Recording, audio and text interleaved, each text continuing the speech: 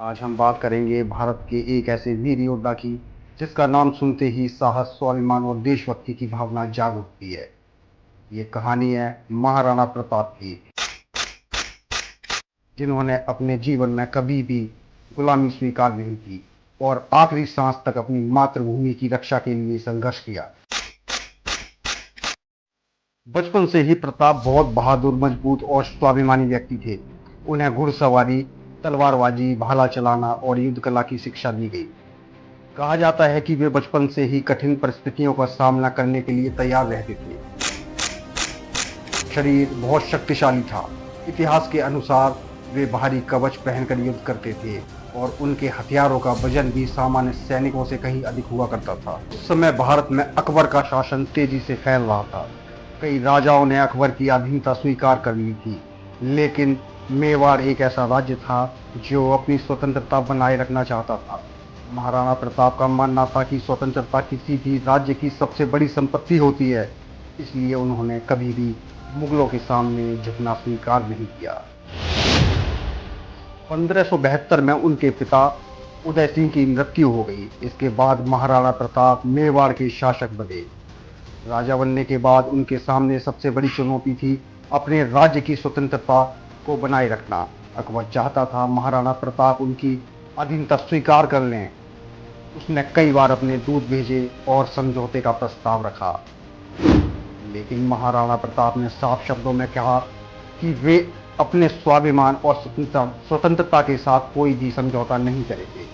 अकबर को महाराणा प्रताप का यह निर्णय पसंद नहीं आया। उसने कई बार उन्हें मनाने की कोशिश की, लेकिन सफलता नहीं मिली। आखिरकार दोनों पक्षों में युद्ध की स्थिति बन गई। यह युद्ध भारतीय इतिहास में सबसे प्रसिद्ध युद्धों में से एक माना जाता है, हल्दी घाटी का युद्ध। साल था 1576। राजस्थान की प्रसिद्ध हल्दी घाटी में महाराणा प्रताप और मुगल सेना के बीच भयंकर युद्ध हुआ।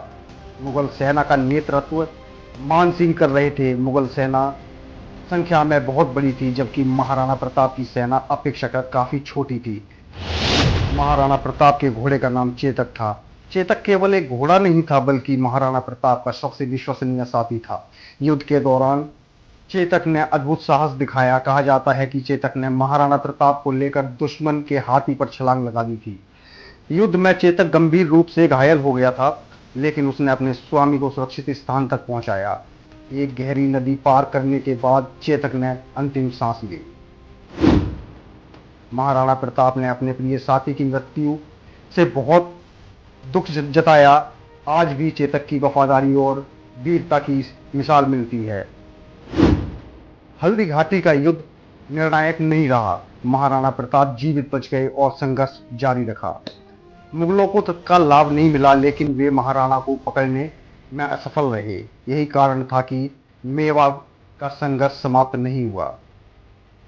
युद्ध के बाद महाराणा प्रताप और उनके परिवार को कई कठिनाइयों का सामना करना पड़ा। उन्हें जंगलों और पहाड़ों में रहना पड़ा।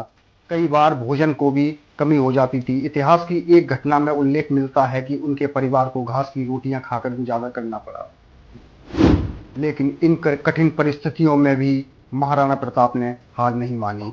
उन्होंने अपने स्वाभिमान और स्वतंत्रता की रक्षा को सबसे ऊपर रखा। इसी कठिन समय में भामा शाह ने महाराणा प्रताप की सहायता की। भामा शाह ने अपनी पूरी संपत्ति महाराणा प्रताप को समर्पित कर दी। इस धन की सहायता से महाराणा प्रताप ने नई सेना तैयार की और अपने संघर्ष को फिर से मजबूत किया। भामा शाह का नाम आज भी त्याग और देशभक्ति के लिए सम्मान से लिया जाता है। समय के साथ महाराणा प्रताप ने अपनी शक्ति बढ़ाई। उन्होंने कई महत्वपूर्ण क्षेत्रों पर फिर से अधिकार कर लिया। मुगलों के कब्जे वाले अनेक इलाकों को वापस जीत लिया। उन्होंने पहाड़ी क्षेत्रों में मजबूत प्रशासन स्थापित किया। जनता के प्रिय राजा महाराणा प्रताप केवल एक महान योद्धा नहीं थे, बल्कि वो एक आदर्श थे। वो अपनी प्रजा से बहुत प्रेम करते थे। वो न्यायप्रिय थे और हमेशा जनता के हित के लिए निर्णय लिया करते थे। उनका जीवन हमें सिखाता है कि एक सच्चा नेता वही होता है जो अपने लोगों के लिए हर कठिनाई सहन कर सके।